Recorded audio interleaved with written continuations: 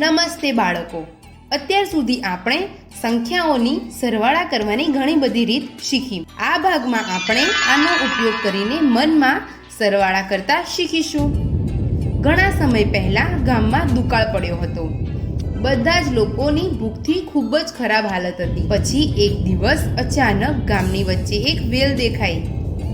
તે વેલ ખૂબ જ મોટી અને ઊંચી હતી, એટલી ઊંચી કે આકાશથી પણ ઉપર જઈ રહી હતી.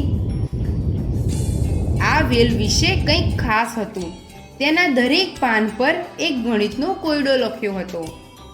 ઘણા લોકોએ વેલ પર ચડવાનો ખૂબ જ પ્રયત્ન કર્યો, પણ દરેક વખતે લપસીને નીચે પડી જતા. પછી મીનુને એક યુક્તિ સૂજી.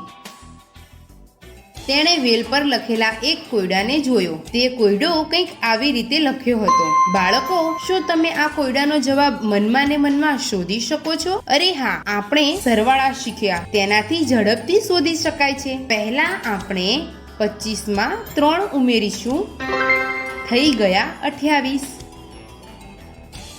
હવે આપણે 28માં 30 ઉમેરીએ તો મળી ગયા 58. જોયું? આપણે તેને કેટલી ઝડપથી ઉકેલી દીધું. મીનુએ પણ આપણી જેમ આ કોયડાને મનમાં ને મનમાં ઉકેલ્યો અને વેલના પાન ઉપર પોતાની આંગળીથી 58 જવાબ લખી દીધો.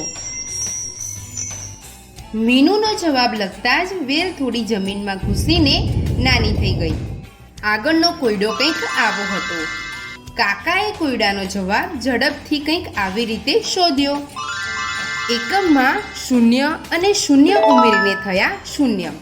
દશકમાં 0 અને 0 ઉમેરીને થઈ ગયા 0. છેલ્લે 500 અને 200 ઉમેરીને થઈ ગયા 700. બાળકો, યાદ રાખો, જો કોઈ 3 અંકવાળી એવી સંખ્યાઓ ઉમેરવી હોય જેમાં દશક અને એકમના સ્થાનમાં ફક્ત 0 હોય તો આપણે ફક્ત 100ના સ્થાનમાં લખેલી સંખ્યા ઉમેરીને તેની પાછળ 2 શૂન્ય લગાવીને સરવાળાનો જવાબ ઝડપથી શોધી શકીએ છીએ. કાકાએ પણ મીનુની જેમ પોતાની આંગળીથી કોયડાનો ઉકેલ 700 વેલના પાન પર લખી દીધો અને પછી એવું જ થયું. વેલ હજુ પણ વધારે જમીનમાં ઘૂસી ગઈ અને વધારે નાની થઈ ગઈ. બબ્બને કાકા અને મીનુને આ કરતા જોઈને આગળનો કોયડો ઉકેલવાનો શરૂ કર્યો. આગળનો કોયડો આ હતો. બાળકો, શું તમે આ કોયડાને ઝડપથી ઉકેલવાની સરળ રીત શોધી શકો છો? આવો તેને એક સાથે કરીએ. 128ને આપણે 100માં 28 ઉમેરીને આવી રીતે લખી શકીએ છીએ. હવે આપણે અત્યારે શીખેલી પ્રક્રિયાથી આપણે 100 અને 600ને ઉમેરીને 700 લખી શકીએ છીએ. હવે આ એકદમ સરળ છે. 700માં 28 ઉમેરીએ તો થઈ ગયા 728. બબ્બને વેલના પાન ઉપર 728 જવાબ લખી દીધો અને વેલ હજુ પણ વધારે જમીનમાં ઘૂસીને નાની થઈ ગઈ. હવે વેલ પર ફક્ત 3 જ કોયડા વધ્યા છે. શું તમે આ 3 કોયડાનો ઉકેલ મનમાં ને મનમાં કરીને વેલના ઉપર છુપાયેલ વસ્તુ ગામવાળાને અપાવી શકો છો?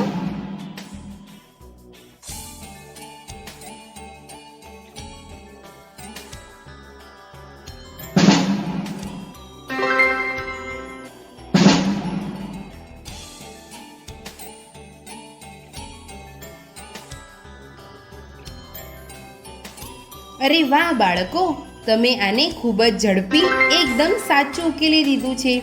જેવું ગામવાળાએ કોયડાઓના બધા જ જવાબ લખી દીધા, વેલ એકદમ જમીનની અંદર ઘૂસી ગઈ.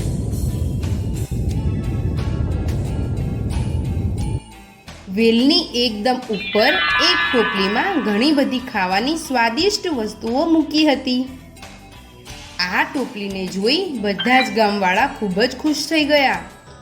ગામવાળાએ ટોપલીની બધી વસ્તુઓને વહેંચીને ખાધી. બસ તેવી જ રીતે જેવી રીતે તેમણે એક સાથે મળીને બધા જ કોયડાઓના જવાબ શોધ્યા હતા. આપણે જોયું કે કઈ રીતે અંકોને છૂટા પાડીને પછી જુદી રીતે ઉમેરીને આપણે સરળતાથી મનમાં સરવાળા કરી શકીએ છીએ.